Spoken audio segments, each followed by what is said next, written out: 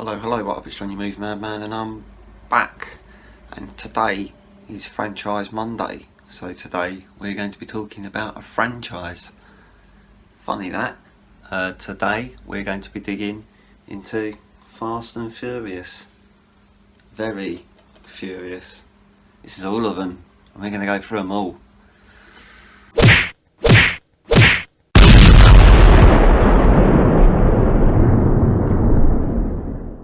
So Fast and Furious, so this is the box set. This is the box set the BBFC released after number 8 came out. So this is 1 to 8 in one box.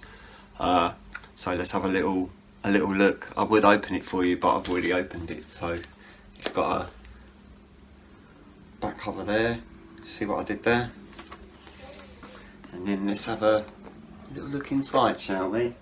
It's a nice presented box set to start with. You've got Fast and Furious 1 there, and then you've got Fast and Furious 2 there, or Too Fast, Too Furious, then Fast and Furious 3, or 7, depending on how you look at it.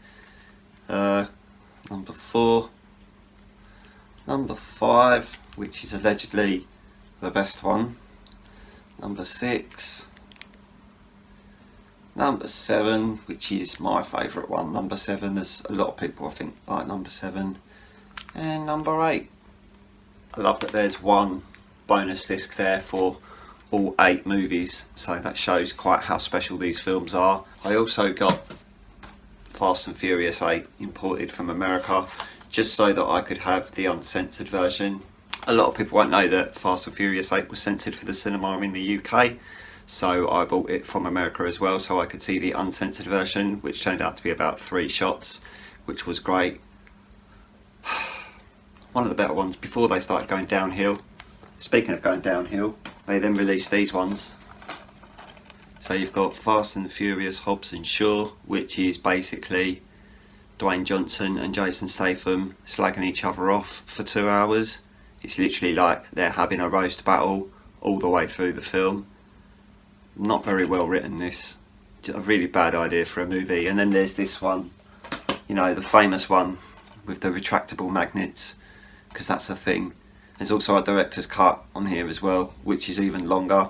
It's not too bad though, it's only like 7 minutes longer or something like that. So bit of extra plot development, character development. I don't know. I'm not sure this has either.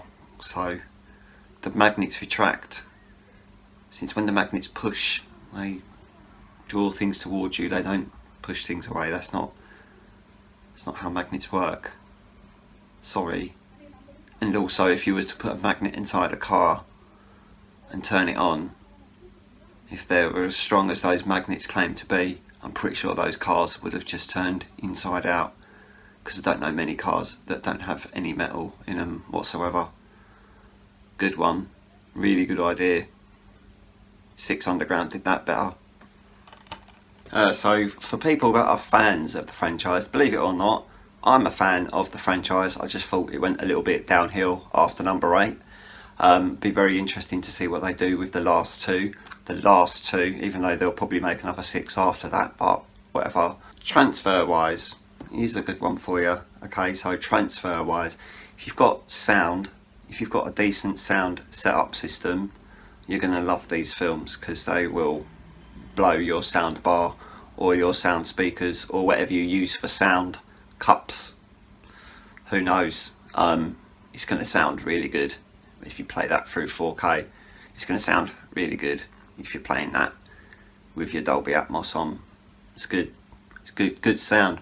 Picture wise, I'd say that each one of these discs looks better than the Blu-ray, including the newer ones. Obviously, as they get newer, the 4K picture does start to look a lot better. But I mean, even if you're watching the very first Fast and Furious, it still looks good in 4K. There's a lot of bright coloured cars and all that sort of thing. A lot of detail, and the explosions don't look awful, which is really good considering there's a lot of explosions and they could have looked awful. Additions wise, I'm pretty sure if you go through this set, you've got 5, 6, 7 and 8 that all have extended versions as well as number 9 has an extended version. Hobbs and Shaw doesn't have an extended version, but 5, 6, 7, 8 and 9 all have extended versions as well, usually just where they've toned stuff down a little bit to make it a PG-13 rated movie in America. But then for some reason when they come out on Blu-ray they're all PG-13 rated in America anyway, so I don't really get that. But I don't do ratings, do I? I do reviews. But yeah, I mean, if you like extended versions, I'd say the extended version of 5, 6, 7 and 8, they're all worth sitting through. They are quite subtly extended, and to be fair, if you didn't know where to look, you probably wouldn't even notice where the extended bits are. I'm one of the sad ones that sits there watching it with one of my favourite websites, movie-censorship.com, and I look it up on there and see what's different and watch the film just to make sure that what says on the website is in the film as well. If not, I get angry and send it back and say, you say this is the extended version but it's not, why are you lying to me? Which, to be fair, has never happened, so it's all good, it's all good. But yeah, Fast and Furious, good looking action films in 4K. It's an expensive set to get that box, so you might want to just get them separately, because I'm pretty sure it's a lot cheaper getting them separately. I got that box from Amazon when it was on offer, so it was fine for me. So I was happy. I just got the others separately, because why get the box set again just for an extra disc? Just get them separately. Alright, it doesn't always have to be in a box, especially when you know they're going to make another 9 of them. I mean, you just think, what's the point in buying that box set if they're just going to add another 9 to the series? So who knows? But anyway, that's it for today, I think. Yeah, and I'll be back on Wednesday. Sorry you missed me last Monday. I was a bit unwell, so I didn't do a video, but I'm sure you'll go over it. I'll be back soon. If you could like this and subscribe to the channel, I'll see you on Wednesday. Alright, goodbye.